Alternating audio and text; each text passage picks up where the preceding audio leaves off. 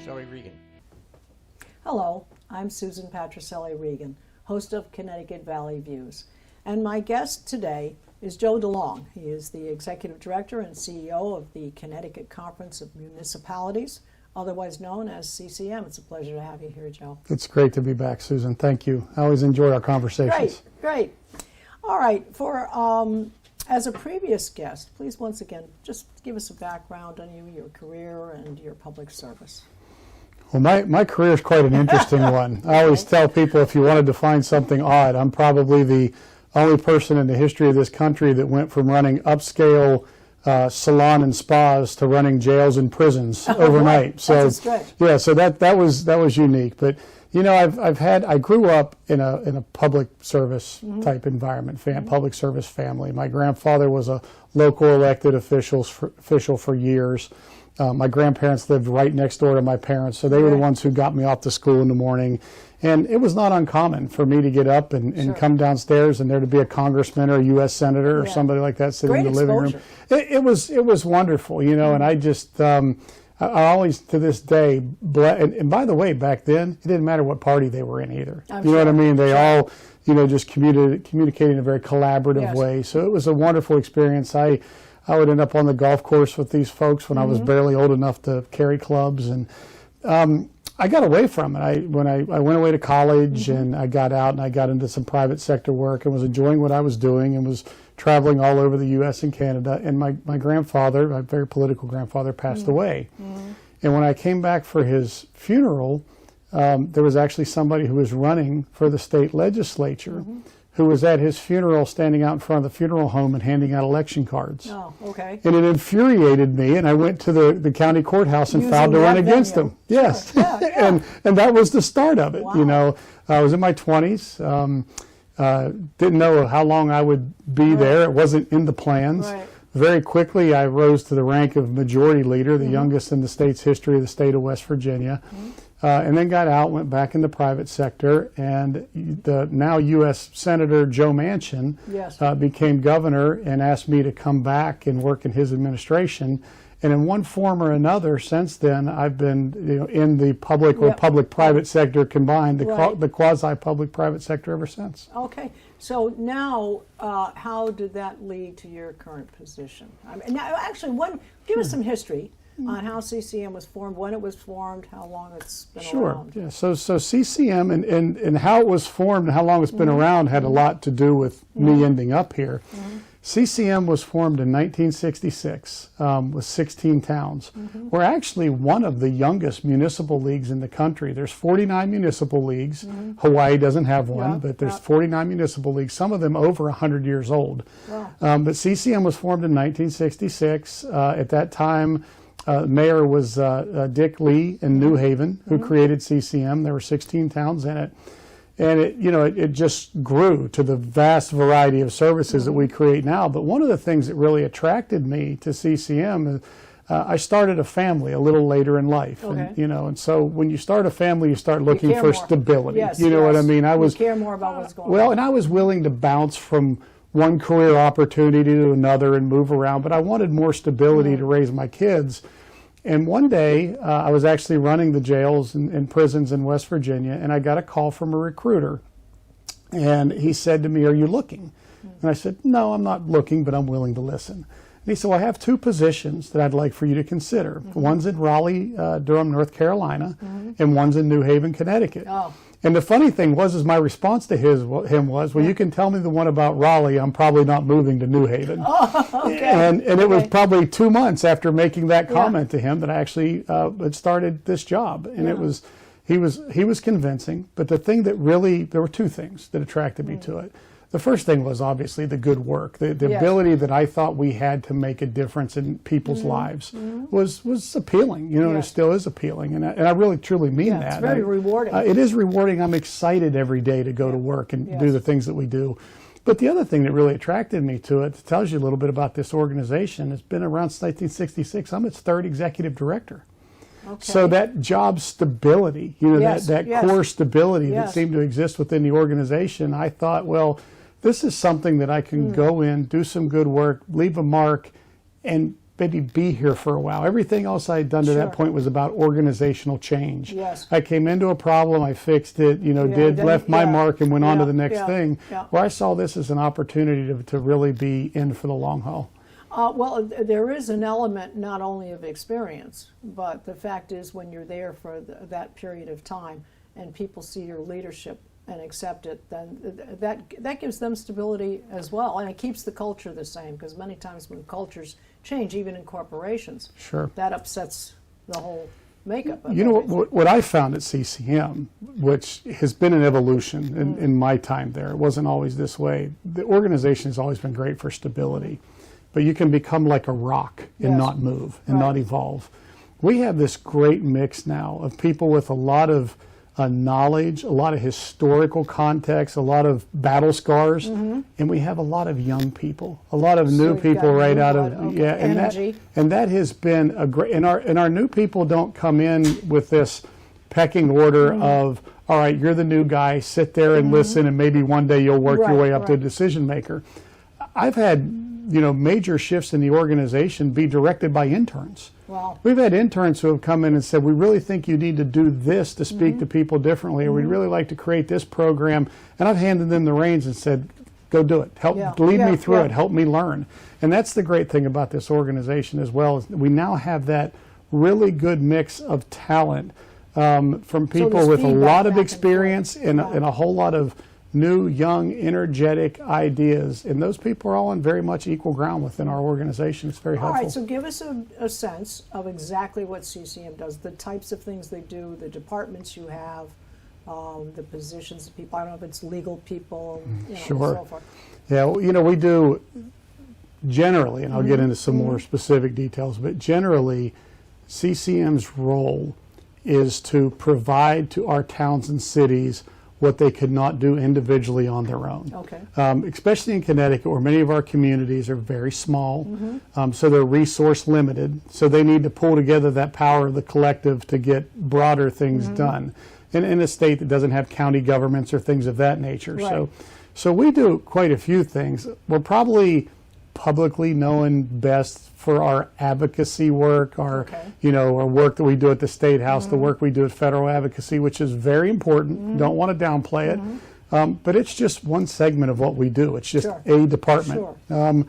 We do a significant amount of research for our towns and cities. We get, I think in the last year we've done somewhere between 700 and 800 research requests that we've completed, where a community has reached out to us and said, hey, we're a community of this size. We know their demographics. We want to do this. How do our peers do it in the state? How do our peers do it across the country? What's the best model? And they don't have those resources yet. So we're able to kind of do that research and put together the best practices roadmap for them. We do a significant amount of training and workshops, which became very important this year with all the governor's executive orders and all the changes. We're the group that communities turn to be trained and to understand what they need to do, how to govern and dot the I's and cross the T's and stay out of trouble, and how to do appropriate FOI and how to do appropriate notices and all of those types of things. So we do a significant amount of training in that regard. We do some group purchasing work. We have a lot of our communities actually purchase their energy, their electricity and that through an energy co-op that we've created. And the biggest service program that we provide is a segment of CCM called CIRMA, which is the Connecticut Interlocal Risk Management Agency, which is where most of the towns and cities in Connecticut, the school boards, the local public agencies get their workers' compensation and property casualty liability insurance through the risk pool that was created through CCM. Well, it's so how many departments would that include? You've got legal, finance. Well, we have. It's interesting because the organization is really divided on two sides. So the CIRMA, the risk pool, it has several departments that are just associated with an insurance product. You know what I mean? Claims and LAP and all these different things, different departments. But then on the other side, we have what we call kind of like a member services type of department. It's actually called a municipal resource center that does all of that training and workshops and research and all that falls under that. Then we have the department that is policy and advocacy. Okay. We have a communications department that, does communications both outwardly to the general public, but also is responsible for communications to our membership. So those are the primary, externally facing departments. And then we have, your basic, any organization would have human resource, finance, sure, IT sure. infrastructure. And one of the things that I required when I came here that was a little different was that every department that we have actually provides some type of service outwardly to the membership, not just inwardly to the organization. Okay. So for years, our human resource department just took care of the human resources of CCM, Right. but didn't provide anything to the members. I see. Our Okay. finance department, Right. our IT department was the same way.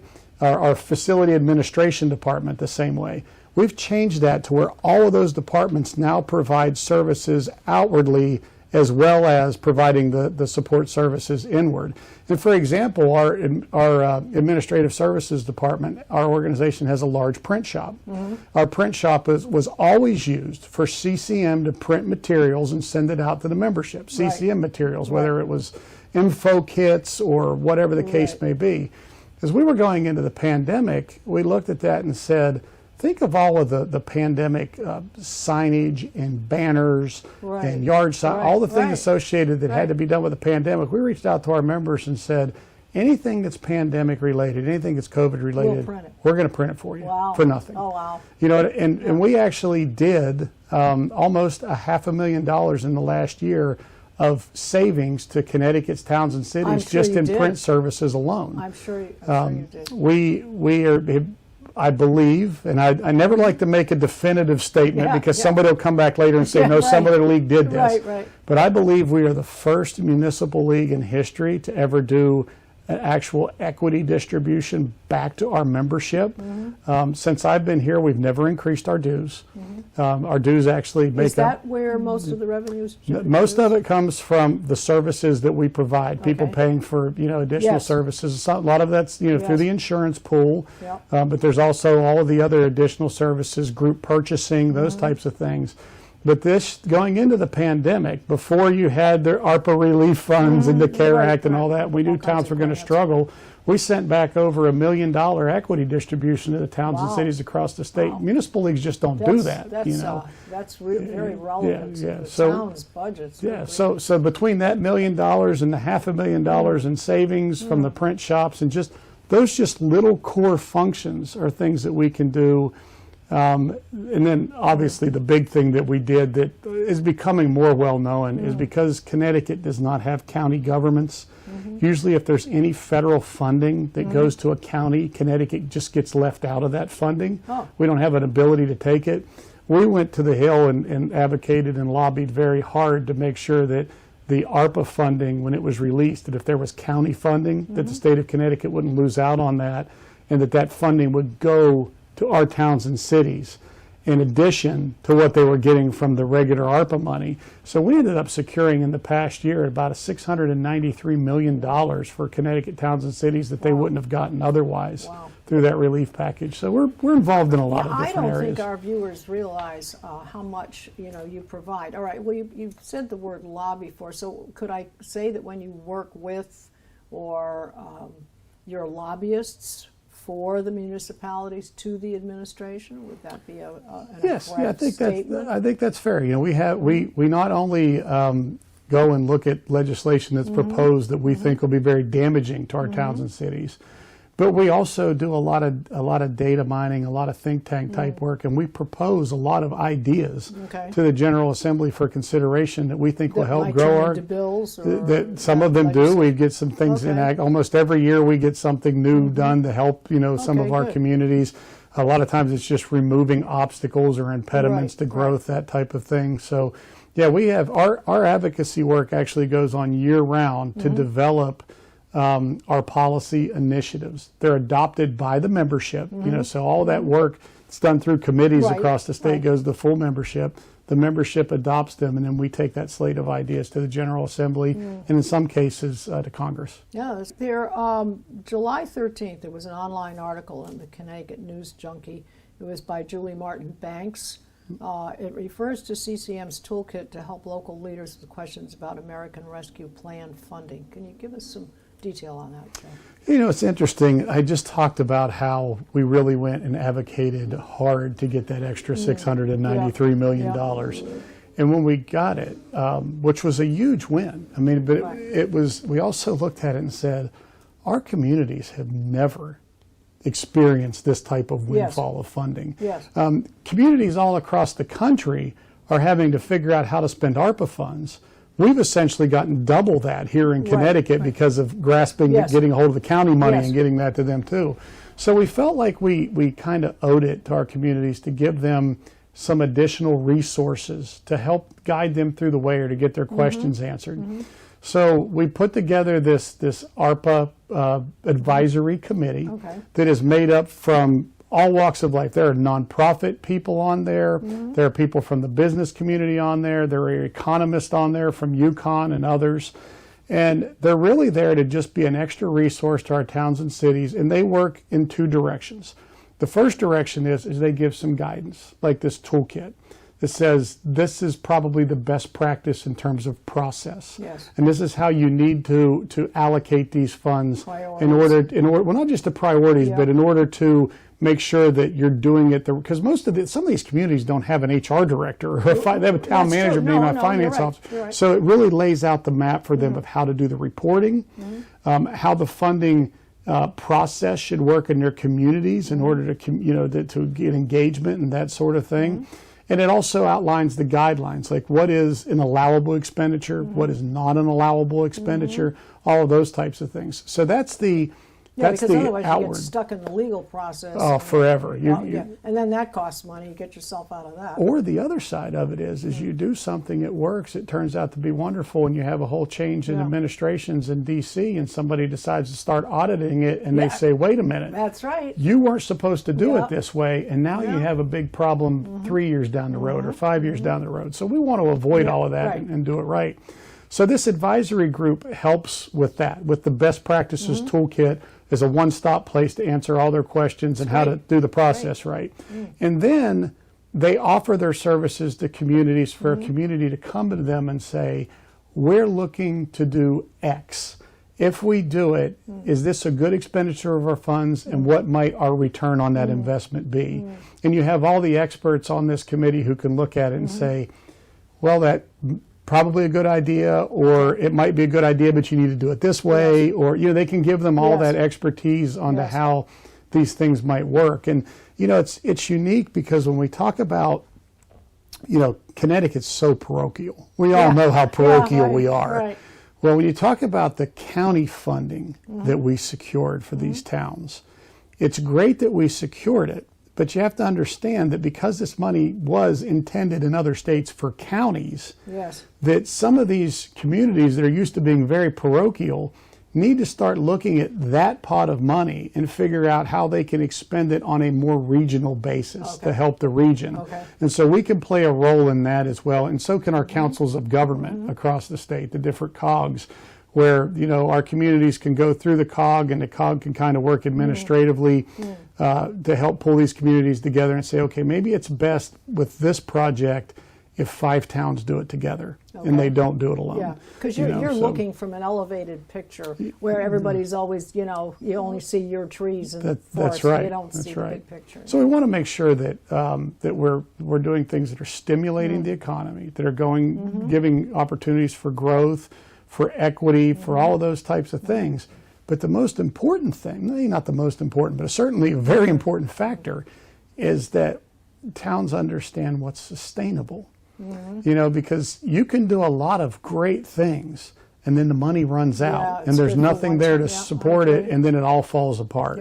And now you've got a problem because maybe you built your budget on doing it. I was going to say, sure, they build it into the budget. So we start laying people off. Do we eliminate this program that people have become dependent on? So all that has to factor in as well. How do you expend these funds to get the return, but do it in a way that you have sustainability going forward?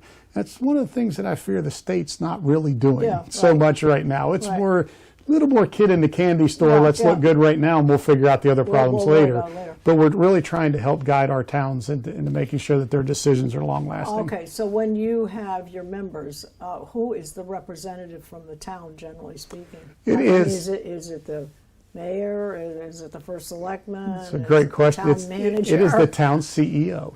Okay. So it's all of those things. The guy who calls, you know, calls so the it's shots. in some cases it's the mayor, in some cases it is the town manager, in some cases it's the first selectman. But the municipal CEO is the voting voice for the individual community. Okay. Yeah. And that's pretty much defined by their charters. Yeah, very, very interesting. All right, objectives going forward we've got 21, we've only got a few months left, 22 is we're facing. What are have you got some major objectives in mind? Yeah, I mean, they're heavy lifts. Some of them, the first one is property tax reform. And if you had asked somebody in 1966 sitting here what their major objective was, they would have said property tax reform, you know. Everybody talks about it, everybody runs on it, nobody does anything about it. Right. But, you know, we continue to put out reports and advocate for major reform and changes as to how we fund and deliver services, and they go together. You get a segment of legislators who are with you on how to deliver services more effectively and efficiently. You get a segment there saying how to fund differently, but to try to get the two ends together to understand that, you know, government in a lot of ways, or municipalities work like a three-legged stool. If you do two and not the other, everything falls over. And those three legs are obviously, you know, the cost containment, the sharing of services, and then the funding of services. And too many times at the state level, people want to talk to you about one that they're interested in, not the other.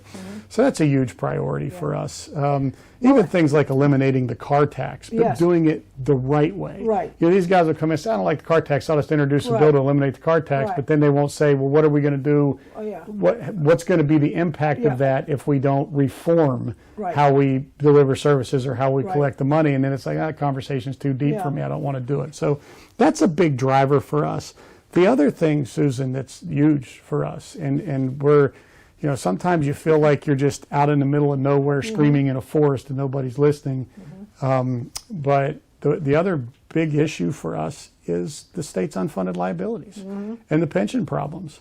There seems to be this belief all of a sudden that because the federal government gave us a bunch of temporary money. Yeah, but the bills are coming. Yeah, that all of our problems have gone away. Yeah. Well, all of our problems have gone away for about 2 years. Yeah. And then everything comes crashing down again. And so we're really trying to do a lot of work to keep that conversation alive, because it's amazing at this point in time that it's hard to keep that conversation alive. It should be the most important thing that we're talking about, but right now, because of the federal funding, some people want you to believe that it's your happy days are here again. You know, so that's a huge issue. Also come to a screeching halt. Oh, it's going. It's one of your one-time things. It's going to crash down. The reality is that our pension liability situation in the state of Connecticut is not sustainable, and it is going to come crashing down really hard. It's only a matter of a few years. And what happens then, first you have the ARPA money is spent, it's gone. Yes. You know, it's been, and now, so you have, the state has already built some things into the budget, new line items with that ARPA funding. Sure. So now you got to figure out what to do with those things.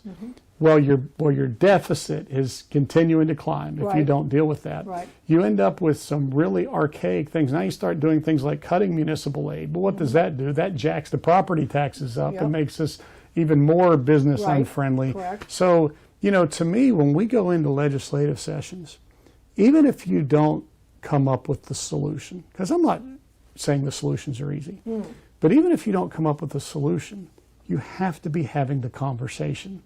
And we're not even having the conversation right now, but and you've got to that really face up scares to me. what's coming. I mean, if you're not going to prepare for the storm, you've been told by the weather guy it's coming. If you don't batten down the hatches, you're going to get blown away. We're a little different here, though. The storm clouds can come in, the thunder and lightning can be in the distance, and we have some elected officials that'll tell you how sunny they've made everything.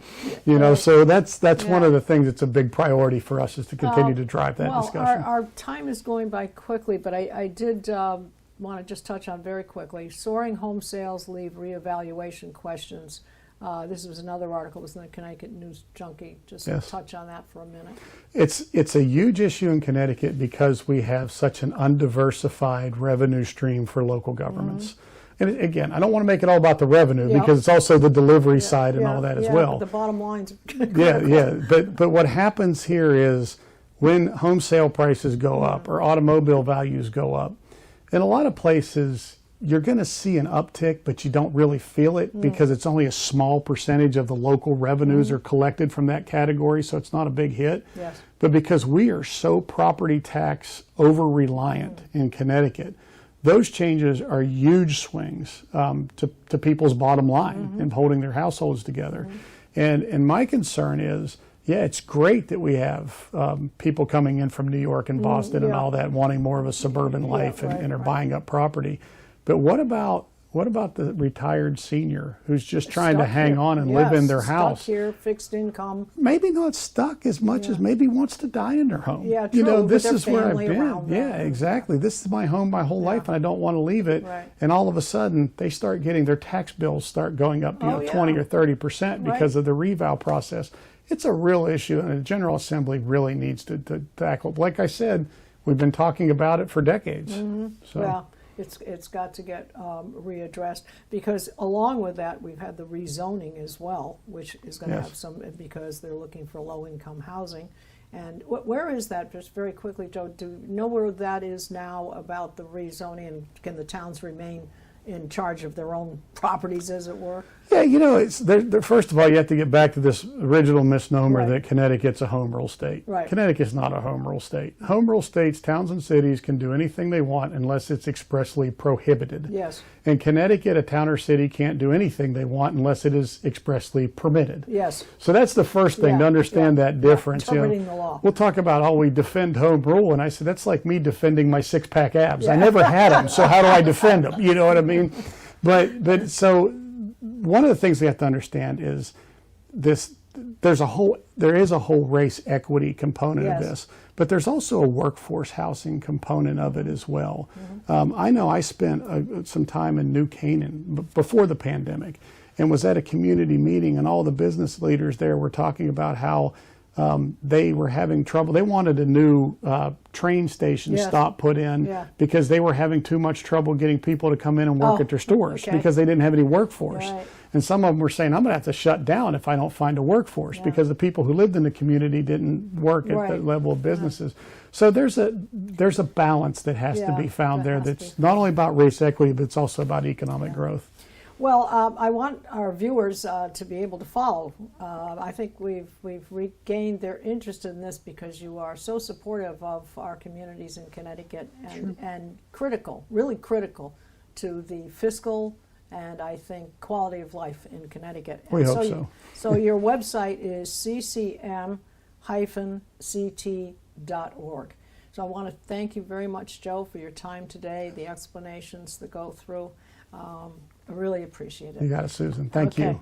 And to all of our viewers, please remember you can see all of our shows on ctvalleyviews.com. This is Susan Patricelli Regan. Thank you for joining me today.